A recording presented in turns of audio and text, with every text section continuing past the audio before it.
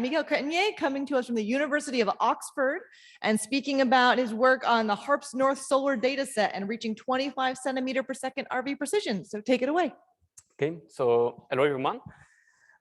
So I'm a postdoc at the University of Oxford, and I will show you actually a result that we obtained on solar observation with HARPS North. And you have this really nice animation of SDO, which is the last month, February 2023 of the sun. And you can see that it's really beautiful, and at the same time, it's really scary what we are seeing there. And I will try to remove the scare inside you to convince you that we can deal with stellar activity. So, actually, we are living in a really peculiar time of the sun. If you look the magnetic cycle of the sun has never been so quiet. So the 24 cycle, you have to go back 1 century ago to find such low level of stellar activity. And I don't know if it's a shame or not, but the solar telescope on HARPS-N was installed in 2015, which was on the decreasing part of the cycle. So you see here the filling factor of faculae, and you see when HARPS-N has begun to observe the sun. And what is quite incredible is that even if you have proved the minimum solar cycle and the minimum part of that cycle, we basically found 2 meters per second of radial velocity residuals. So I will work with the solar observation. So with daily beam dataset, the signal to noise ratio is around 900, so it's really high signal to noise ratio. And we have in total 1,600 epochs, so a lot of data there. When I'm making that kind of presentation, I always recall that we are trying to extract a radial velocity, which is a scalar value, attached to a spectrum, which is a vector. And that vector is affected by different systematics. So of course, you have the signature of your instrument, you have the telluric lines, and you have also the stellar activity, and everything is entangled together. But because the dataset is quite incredible, I would like to show it in a different way. So here you have an image of the HARPS-N detector. And what we can do is that we can bin the detector in 8x8 region. And we can compute what is the radial velocity coming from each of these regions. If you do it for the sun, this is the images that you get, where you see basically a kind of chaos, right? I will try to explain you this map. So you have region dominated by telluric lines, of course. You have region dominated by instrumental systematics, and you can clearly see that we see the magnetic cycle as well, mainly in the blue part of the spectrum. And if now you wonder what we can do on those data, so this is the raw radial velocity, and this is what we can do by post-processing the spectrum at the moment. So I will try to explain you how we can do that. So I'm using post-processing method. So I'm not trying to make an opposition with DRS. I think we are all living on the same world. So there is a place for people that are doing post-processing and people that are doing pipelines. The advantage is that when you have a single spectrum, it can be really hard to correct for systematics. So if you do so, you will certainly move in model-driven perspective. So you will need to put as some prior information. For instance, what is the shape of the stellar lines? What is the shape of the telluric spectrum, or that kind of stuff. When we are doing post-processing, you have access to all the epochs, and these make a huge difference, as you will see. And one simple argument that we can use is that the photonic noise that we have decreases as the square root of the number of observations. So it means that as soon as you have 100 or 1,000 of observation, data-driven method completely, I think, win against model-driven method at the moment. So this is the pipeline that I'm using. So the first, there is only 3 steps. The first is to normalize the spectrum. The second step is to correct the spectrum. And the last step is I'm trying to extract new proxies in the time domain to decorrelate the radial velocity. And so I'm only using multilinear model, so really simple model, naive model, but you will see that it works quite well. So about the first step, so I'm normalizing my spectrum. For that, I'm using a code that I published at the beginning of my PhD, I think 5 years ago, no, yeah, 3 years ago. It's called Racine. You can find it on my GitHub, and here you see the normalization of the spectrum by Racine. The advantage is that it's super fast. It's only a few seconds to normalize the spectrum. And we show that the precision was really quite good. So we are talking about precision lower than 0.05% on the normalization of the spectrum. As soon as you normalize all the spectrum, you can now compare them. And this is what is shown on that image. It's a spectrum time series. So you have the wavelengths on the x-axis, the time on the y-axis, and the flux on the z-axis. It's quite boring at the moment. If now I'm just looking the residuals of that time series with some spectrum, this is what you see, which is what is appearing. And it's quite afraid. You see some instrumental systematics. You can see the telluric lines that are drifting on your spectrum. And you can also, if you have good eyes, perhaps identify the stellar activity component that we can see at the spectrum level. And so for that, I developed at the end of my PhD last year, 2 years ago, that Yarara post-processing method. And here you see actually the post-processing of the spectra. So that idea is really that you just have a dirty images and you try to clean it by applying some signal processing method. So it can be, for instance, cut in the Fourier domain. It can be PCA. You have a lot of different recipes that are implemented in the pipeline to try to correct for all the components. Also in that paper, actually, we show that figure, which is basically giving to you what is the radial velocity counterpart of all the contamination. So if you want to have the counterpart of what is the tellurics, what are the stitching effect on HARPS, you have all those components are displayed here. So this is what is correct by Yarara. And now I can show you the same plot for the sun.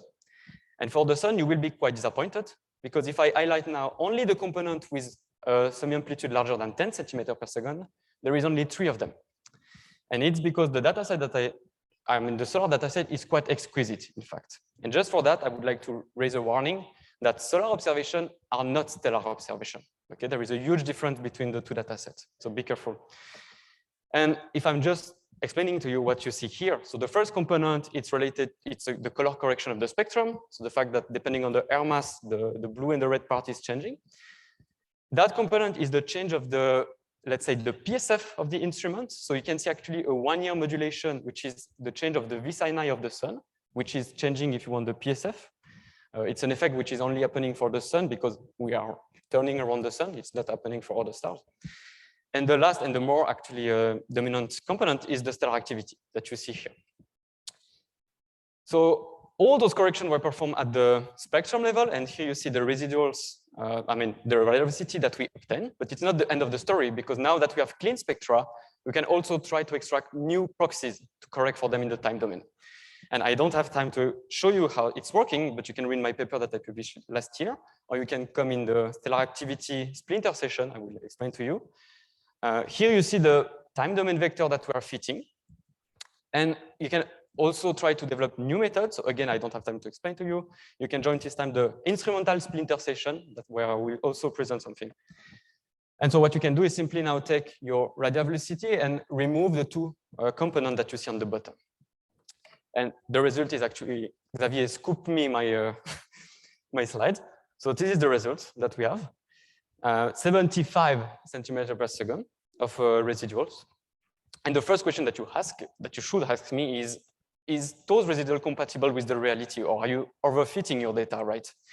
And I will argue that we are not overfitting.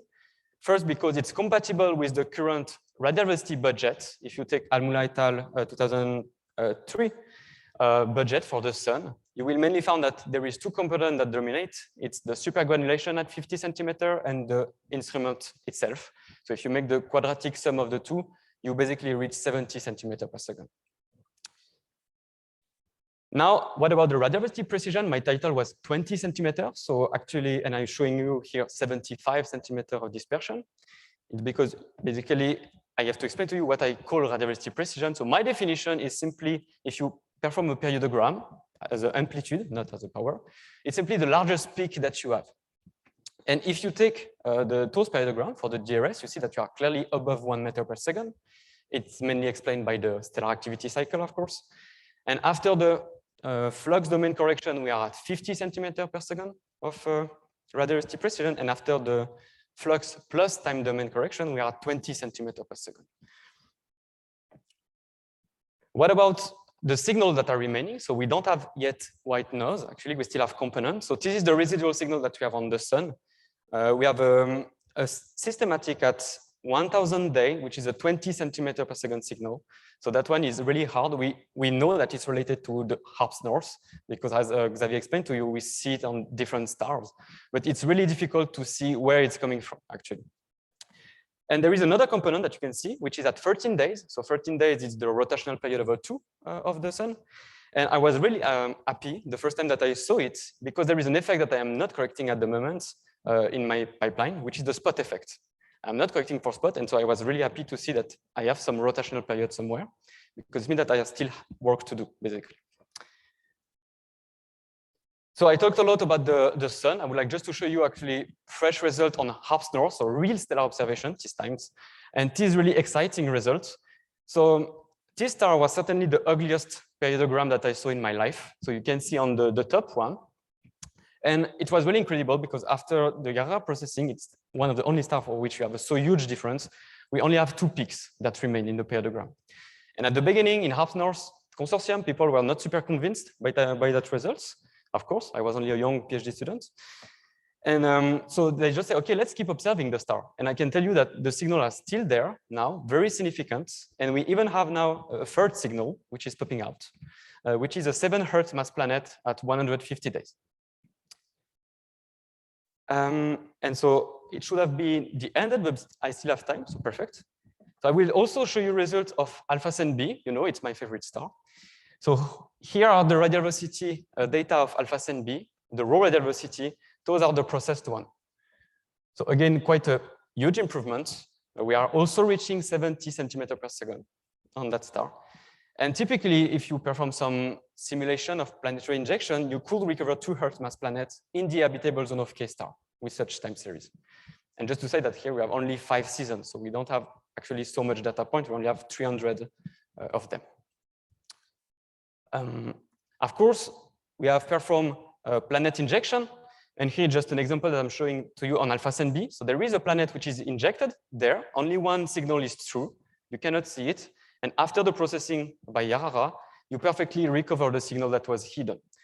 And it's funny because that signal was already detectable with the DRS, but the mass was overestimated by 150%. Whereas after Yarra, the mass is only underestimated by 20%. And so I will conclude here. Thank you. Thank you for a wonderful talk. The results were just as nice the second time, even though Xavier's grouped you.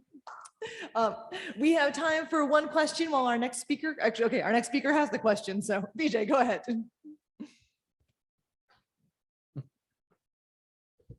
So you show here that it was underestimated by 20%. Is that typical of all the detections? Do you typically underestimate the mass using this technique? No, it's not typical. Actually, here it's only, I've just presented you one phase, one amplitude in one period. It's really changing a lot, and it's simply because the way the signal is mixing with the residuals in your time series can sometimes boost the signal or sometimes, decrease it. And in that case, it was decreasing the signal. But we are amplitude where the signal is well recovered, actually. Do you have a question? Okay, we'll take one more question while our next speaker comes up and we switch over. So, thank you, Michael, for your talk. So just one question here. Is there any possibility to apply this to the near infrared domain, or is it very optics specific? So it was designed for optics for sure, because in the near infrared, the problem is the telluric bands that are really dense.